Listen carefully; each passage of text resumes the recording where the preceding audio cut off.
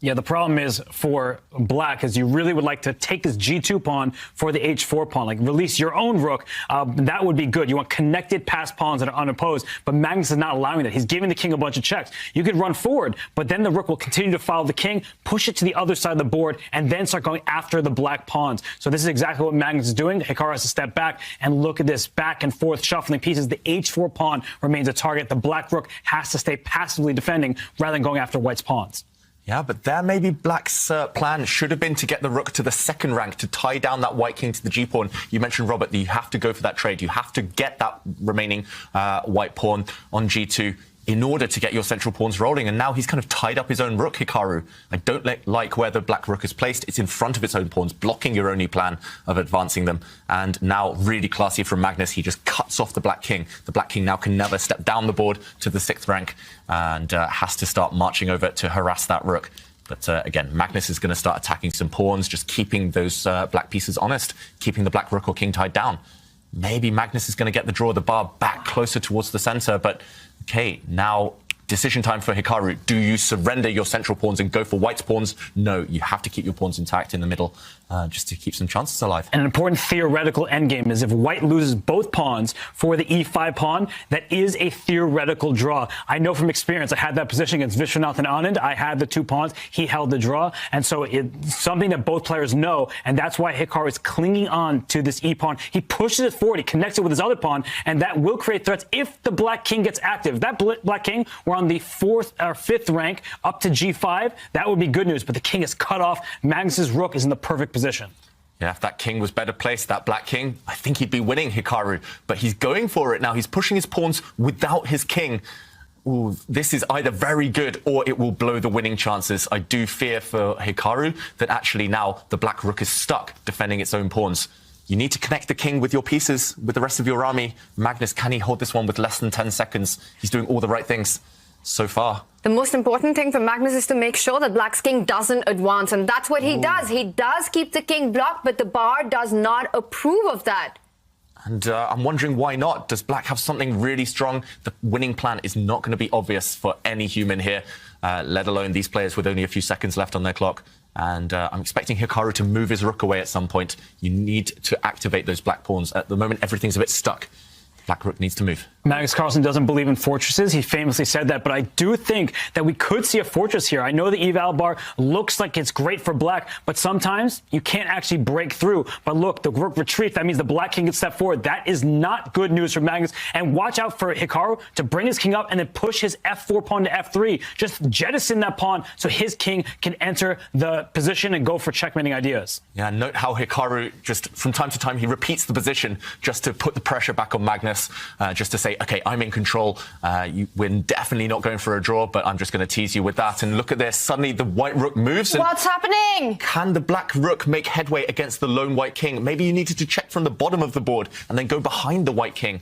Is Hikaru winning? It feels like he should be. The black king is so active now. We said as long as the black king joins the action, you're winning. But what's the killer plan? And Hikaru stops. He takes a pause. He knows that there's something in the position. He's trying to calculate, and that is the right thing to do. He knows that he's made maximum progress, but where is the killer blow here? He's going to bring his king all the way in at some point. His rook is going to be released from the f-file somewhere along the 2nd rank, and the black king is going to stake for d4, d3 into e2. And whoa, he plays f3 right away. And was that a good choice? I'm surprised he committed with so little time on the clock. He could have repeated and gone back to this. Robert, earlier you mentioned the f-pawn and h-pawn together is a draw, but e-pawn and h-pawn is winning because they're so far apart. White's defenses will be stretched. Can the black king come in now? Is it still winning? This is so close. It does look like, because every time you do move your rook away from here, white king steps forward and everything is under control. He's got to get the king into the attack to help that e-pawn advance further. I'm expecting a king advance right now, but watch out for a rook check that might pick up the h-pawn.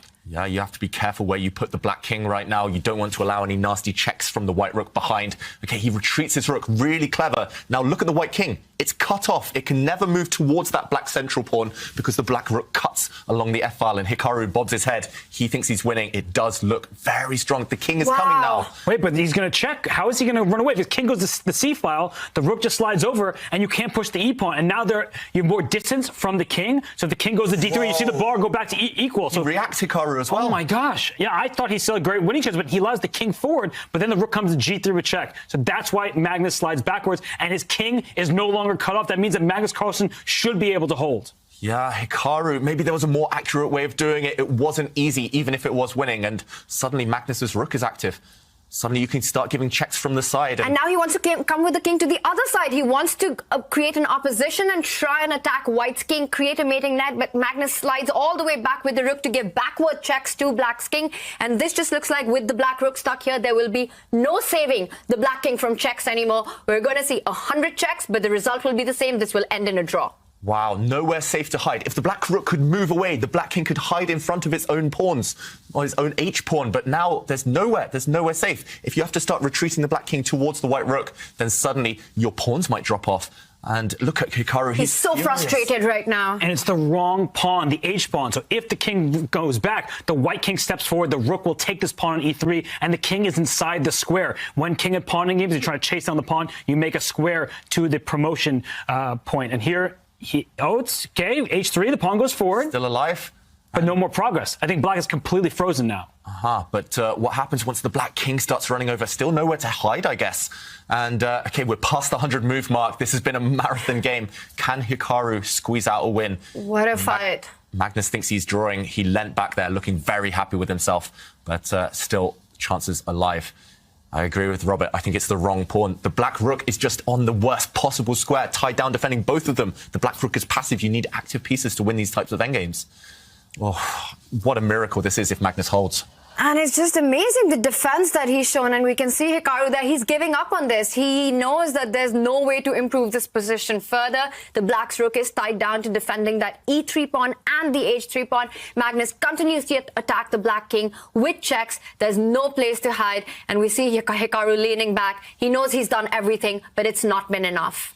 So close, but no cigar. Down under 10 seconds now, Hikaru. He looks like he's about to give up his winning attempts, about to agree that draw. Just all the checks. Look at that black king. So sad, has to retreat the whole way back. And this pattern's just going to continue. The black king's going to chase the white rook, but to no avail. The white rook is just going to move, hide, check, and cause all the problems in the world. And at this point, Hikaru might just be going for the longest game in Champions Chess Tour history because we're at move 116, it seems, and it's going to keep going because Hikaru is just going to hope for a Magnus Carlsen mistake. But the issue for Hikaru, his rook is completely frozen in place. If it ever leaves the third rank, the pawns are going to fall off, and the king, it wants to help out in protecting the pawns, but the rook keeps checking. So as long as the king is far away from the rook keeps checking it, and the king has nowhere to hide.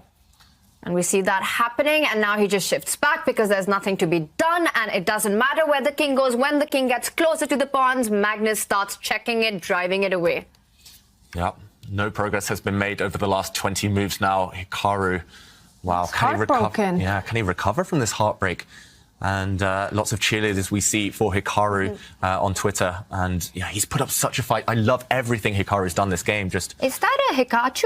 Hikachu. Hikaru or Hikachu? Yeah. It's just so close. This is the most frustrating thing in chess. You do everything right. Hikaru's literally not put a foot wrong this game. But breaking the defenses of the world #1, that's another question. That's another level. But there is something to take away from it. The fact that Hikaru was able to create this chance, this opportunity with the black pieces. David, earlier you were talking about going into the last round on his terms, and that's what he's managed to create. He's made it clear that Magnus needs to be careful.